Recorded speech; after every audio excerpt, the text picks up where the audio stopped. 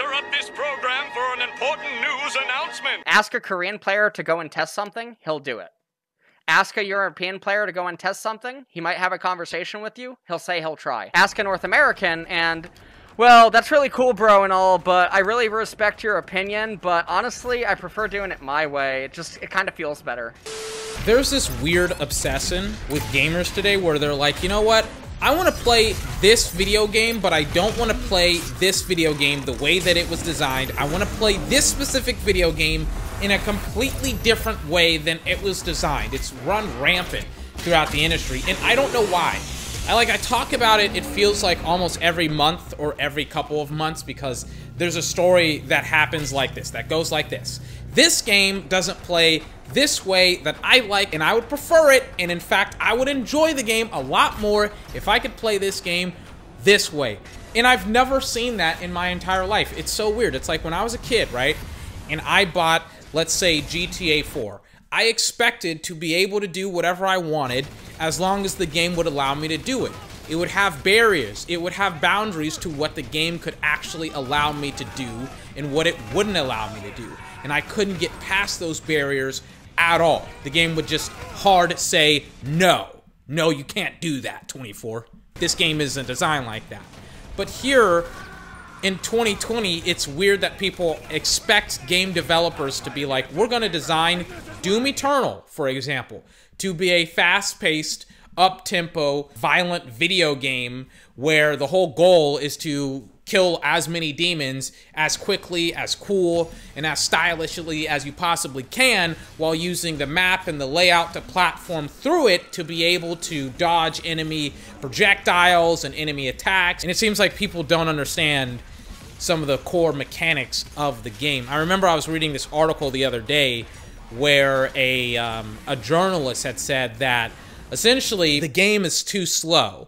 And the reason why the game is too slow is because of platforming sections throughout the game. And the part of the game that I'm specifically talking about and the part of the game that they're specifically talking about is the new DLC, the Ancient God DLC. And he's talking about how there's platforming in the game, and the platforming, it takes away from the speed and the tempo of the game and blah, blah, blah, blah, blah. And this guy is not very good at the game. He's not. And that's not a bad thing. It's not a bad thing to be bad at video games because I'm bad at video games. It's not a bad thing. It's just one of those things where it kind of, like, it starts to invalidate your criticism of the game, and you start, like, pointing out things that literally don't matter. But when you compare Doom Eternal's platforming sections to Crash Bandicoot's platforming sections, Crash Bandicoot is incredibly more difficult. There's way more precision with running and jumping and doing the spin move and understanding enemy types to be able to get to different places within the levels and things of that nature. Crash Bandicoot is way harder than Doom Eternal. Doom Eternal is cupcakes. Doom Eternal is super easy. Doom Eternal is incredibly childlike with its platforming sections and mechanics, and I have no idea why people complain about the platforming so fucking much. The game is meant to be played on the harder difficulties because that allows you to learn the mechanics of the game at a deeper level and to be able to understand what the game is trying to force you to do at a higher level.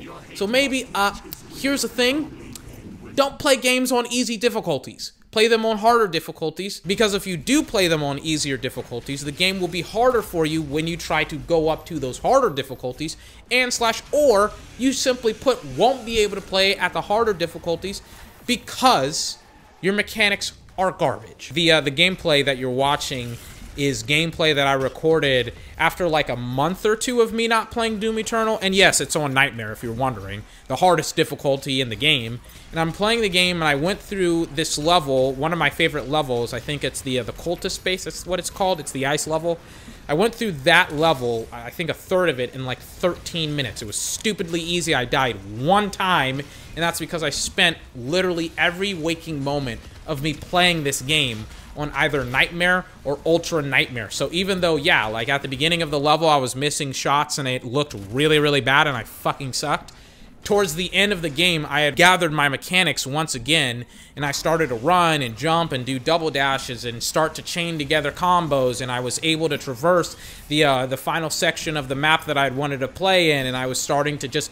I mean, the game looks awesome at this level, at the level that I'm playing it at, because I'm playing it at a higher level than most people are playing it. I'm not playing it at the highest of levels because there's some people who are fucking insane that play this game on Ultra Nightmare on PS4 and can beat the game. I'm not at that level at all. Get better at video games. Like, this has been going on for like the last 20 years, and people have been complaining about video games. Just get better at video games. Like, I don't understand it. It's not that difficult. It's not very hard. It's just like this weird mentality in NA in the United States where it's like, yeah, we're just going to demand that video games that are a specific way, that are designed a specific way, play another way that has literally nothing to do with the way that the game was designed. Imagine if you were in GTA 5, for example, and you were like, you know what?